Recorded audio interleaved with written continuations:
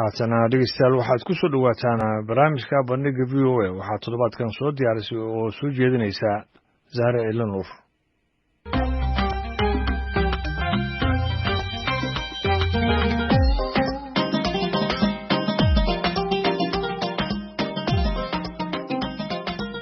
kulanti wacan wanaagsan dhegeystayaal kula soo dhawaada barnaamijka bandhiga VOA oo toddobaadkan aanu ku qaadaa dhigi doono muranada siyaasadeed iyo murugsanaanta sharci ee markasta ka dhalata doorashooyinka Soomaaliland inkastoo ay dhawaan golaha guurtida oo awoodda sharcigu siiyay adeegsanaya ay muddo 5 sano ah kororsadeen madaxtooyadana ay 2 sanadood oo muddo xileed cusub siiyeen haddana 13 bishan Disembar waxa ku ekeyd muddo xileedkii 5 sano ahaa ee madaxweynaha oo ka soo bilaabantay markii madaxweyne Muuse Biixi Cabdi xilka loo dhaariyay 13 Disembar sanadkii 2017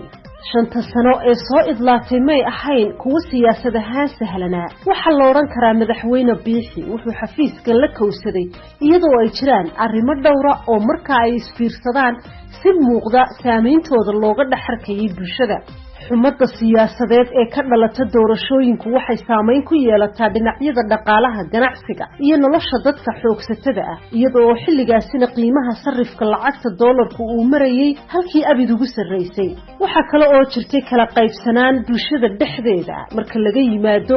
ololaha qayb ahaan qabyaaladaysnaa ee xisbiyada tartamayay ku ololeeyeen haddana tirada madaxweyne Biixi u codaysay ee uu ku guuleystay waxay in yar ka badnayd isku darka tirada dadkii labada xisbi mucaarid u codeeyay taasina waxa sii raacay shakhsiyaad xilal waaweyn ka filayay xukuumadda Biixi oo iska dhex waayay liiska xukuumadii la soo dhisay shakhsiyaadana dhaqaale ku qabay xukuumadihii hore oo la sheegay in uu Biixi albaabada ka xidhay iyo dalay siyaasadeed oo markii hore barbar taagnaa ololaha Biixi oo iyaguna muddo kadib ka huleelay badankoodu waxay miisaanka ku biiriyeen dhinaca mucaaradka waxa bilowday shirbeeleedyo jabhado beelaysan mudaharaadyo kala dambeeyay kulamo siyaasadeed oo hadallo dhiilo leh oo dhimbiisha ka kulul laga soo ganayay kuwaasi oo joogto ka noqday in la isku weydaarsado warbaahinta madaxa bannaan ee Soomaaliland iyo baraha bulshada balse buuqa siyaasiga ahi wax kastaba salka ha ku hayaan waa kuwa laga baaqsan karayay waxayse gaabis ka dhigeen hawlo doora oo haddii mucaaradka iyo muxaafidku si degan uga wada xaajoon lahaayeen guulo iyo safgarad ku dhamaan lahaa waxa xilligaasi muddo dhaaf ahaa golaha wakiilada oo muddo xileedkii la doortay 3 jibaar dhaafay golayaashii deegaanka oo 8 tirsaday iyo siyaasiyiin badan oo damac ka hayay furashada ururo cusub oo iyaguna u gutirinayay inay buuxsamaan 10 sanadood ee xisbiyadii hore ruqsadda la siiyay arrimahaasi oo isku cakiran kala badh muddo xileedkii madaxweynaha waxa la soo yagleelay guddi cusub oo doorasho oo ka kala yimid mucaaradka muxaafidka iyo guurtida waxaase markiiba la isku mari waayay dhismaha guddigaasi doorashooyinka kadib markii mucaaradku ay aqbali waayeen Cabdirashiid Riyaraac oo xubin ka ahaa guddiga cusub loona tirinayay xisbiga muxaafidka iyo madaxweyne Biixi balse muran dheer oo bilooyin qaatay kadib mucaaradku waxay ogolaadeen Riyaraac waxaana bishii Disembar ee 2019 loo doortay gudoomiyihii guddiga doorashooyinka talaabadii ugu horeysay ee la qaadaa waxay noqotay in loo dareero doorashada wakiilada iyo deegaanka oo markii ugu horeysay la israaciyay dhinac kastaana uu guulo taariikhiya ka sheegtay mucaaradku waxay isku bogaadiyeen inay kuraastii ugu badnayd iyo 2 kamida shir gudoonka ku guuleysteen halka xukuumaduna gudoontay bogaadinta qabashada doorasho caalamka laga amaanay oo nooceedu aanu hore dalka uga dhicin isla markaana kharashka ku baxay inteeda badan ay xukuumaddu bixisay raynta guulaha labada dhinacba tirsanayeen may noqon kuwa loo sii damaashaado waxa durba kaabiga soo saaray xilligii furista ururada taasi oo ay xukuumadda iyo xisbiga kulmiye soo dhaweynayeen siyaasiyiin badan oo damac lihina durbaanka u tumayeen balse mucaaradku ay si weyn uga soo horjeesteen waxa maxkamadda sare loo gudbiyay fasalka sharci waxa laga yeelayo in la furo ururo aanay la socon doorashada deegaanku go'aankii maxkamadda sare ka soo baxayna waxa ugu weynaa in ururada la furo iyo wax ka bedel iyo kaabis lagu sameeyo xeerka doorashooyinka si loo waafajiyo doorashada tooska ah ee ururada garyaqaan mubaarak cabdi oo ah la taliyaha sharciga ee golaha wakiilada ayaa arrimahaasi sharaxaya. aad iyo aad u mahadsantahay sida adigu waa warbixintaada ku sheegtay muranka siyaasiga oo muddo badan kasoo taxnaa Soomaaliland aynu oran karno murankan waxaan aaminsan yahay muran siyaasi ayaan ahayn muran sharci. xeer number 14 oo xeerka ugu wax ka bedelka badan xeerka Soomaaliland oo hadda markii afraad wax laga bedelay hadda loo socday barnaamij markay heshiisay mar shanaad wax laga bedelay xeerka weyn in lagu nidaamiyo mandate-ka madaxweynaha mabaadi'da waajibaadka iyo structure-ka ama qaab dhismeedka ay xisbiyadu yeelan doonaan sidoo kale waa xeer doorasho dhinaca marka laga yimaado dhinacna waa xeer maamul guddi gaarana waa lagu dhisay golaha wakiiladu xildhibaano kamid ah waxay wax ka bedel iyo kaabis ay soo jeediyeen ku salaysan iyagoo raacaya go-aankii maxkamadda dastuurku ay gaadhay ama ruuligii maxkamadda dastuurku soo saartay la xiriiday in doorashada ururadu ay ahaan doonto xisbiga doorasho guud oo toos ah oo aanay ahaan doonin hanaanka marka iyaga xildhibaanadu taa ka shidaal qaadanaya sidoo kale ganacsatada reer Somaliland iyo dad badan oo maaragtay mutaqafiin ay soo jeedeen in arrintan xal laga gaaro sharci loo sameeyo waliba xildhibaanada dhexdooda ay arrintan ku kala aragti duwanaayeen iyo golayaasha xeertejinta labada ahiba waxa la sameeyay wax ka bedel iyo kaabis ku salaysan xeer lambar 14 iyo xeer lambar 9 iyo kow waa xeerka guud ee doorashooyinka marna xeerka waxa lagu daray oo lagu qoray qodobo la xiriira maxaan ku lahaayay in ay xsaabto kalaani ururada doorasho guud oo sida maxkamaddu tiri mandate-kii xisbiyada oo siinayay xisbiyada hadda jira oo liisanka uu dhacayo 13 December bishan inuu ku guda jirno in iyagu awood u leeyahay doorashada madaxtooyada soo raadsan karaan in xisbiyada extension ay helaan marka siyaasiyiintii aragtida dabada ka riixaysay xeertajiyaasha ahaa ayaa arrintan backup gareeyay way ka shaqeeyeen way ansixisteen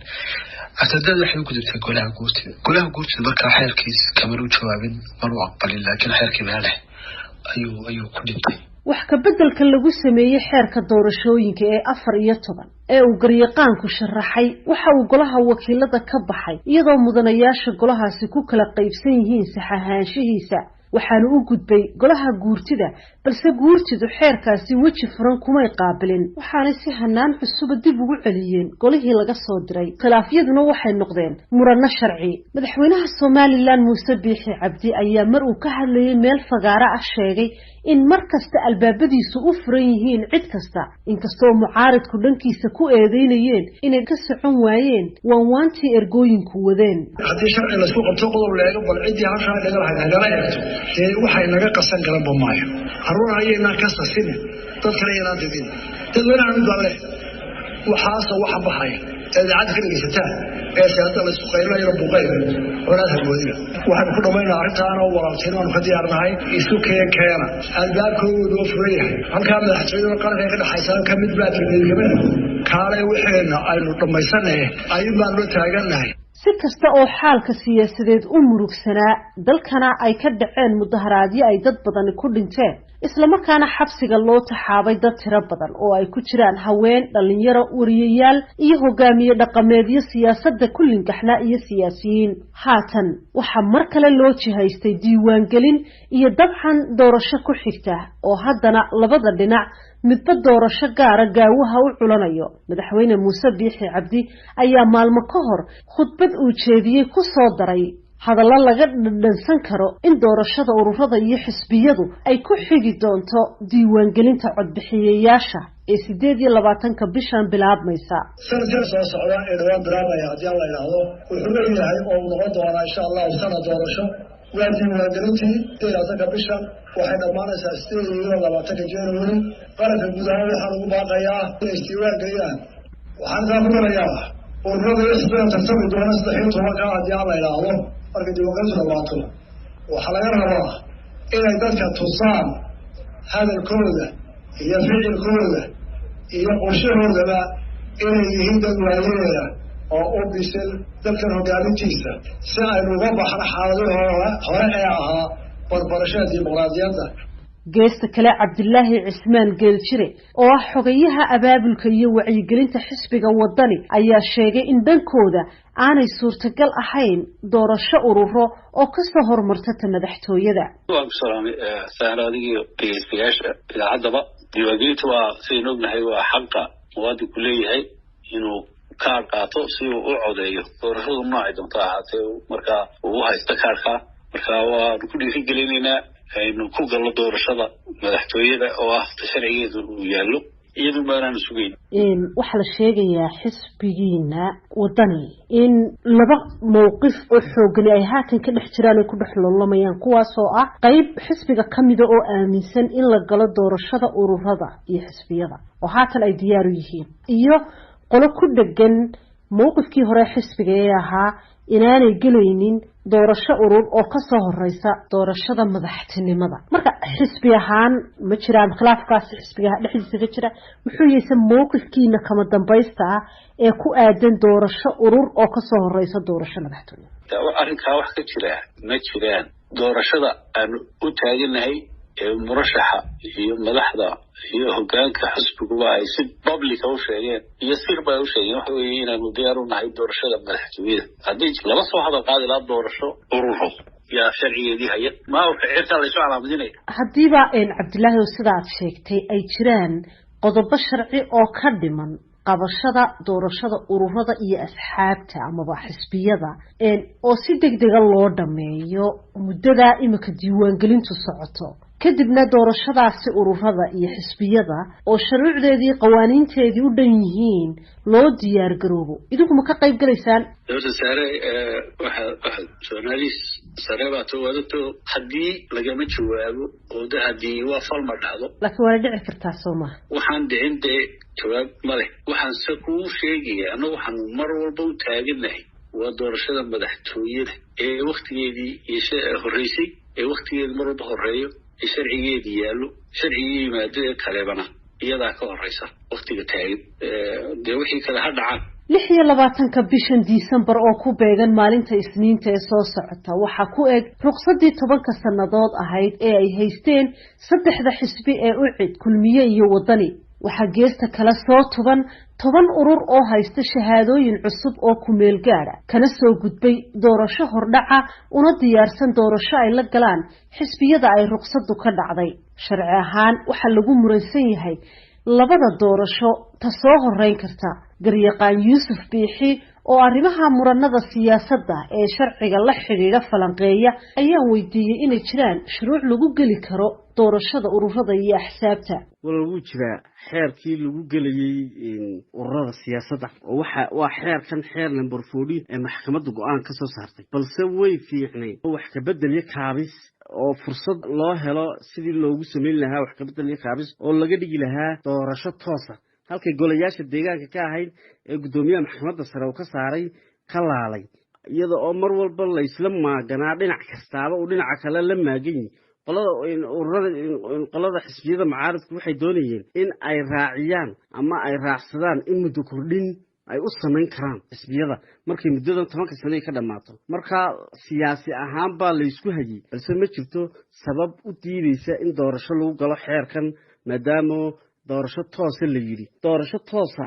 meel kasta ku bedesha baa la yiri doorasho toosa meeshii golaha deegaanka ahayd marka problem xeerka doorasho loo qaban waaya ma jirto laakiin way ka sii fiicnayd ama way ka sii qurux badnaan leed loo amarman lagu sameeyo oo in siyaasadan la isla gaadayana ay meesha ka baxsantay garyaqaan Mubaarak Cabdi ayaa isna aragti sharci oo taasi ka duwan qaba leeyahay misanban kamid ah ruulin maxkamadda doorasho lagu magalo maxkamadda ruulin bay soo saartay laakiin ruulinku wuxuu baahan yahay in xeerar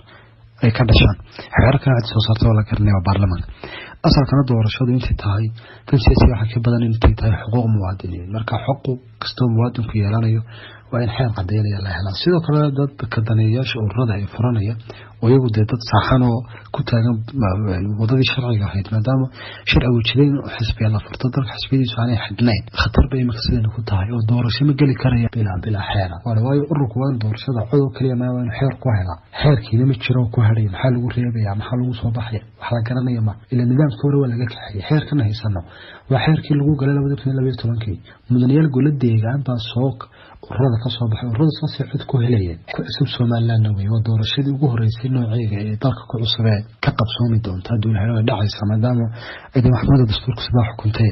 xisbiyada mucaaradku waxay xukuumadda iyo xisbiga kulmiye ku eedeeyeen inay doonayaan in si jajoob ah lagu soo hormariyo doorashada ururada. Cabdinaasir Buuni oo ah afhayeenka xisbiga kulmiye ayaan weydiiyey waxay kaga jawaabayaan eedahaasi. horta hadday xisbiyada mucaaradku ku adkaystaan doorashada u soo horeysa inay madaxtooyada tahay doorashada madaxtooyada rabitaankooda iyo iraadadooda iyo jacaylkooda iyo aaminsanaantooda kuma dhacayso xisbiga kulmiyana kuma dhacayso iraadadiisa iyo rabitaankiisa waxay doorashooyinku ku dhacaan kuna qabsoomaan waa hab iyo hanaan iyada oo loo raacayo xeerarka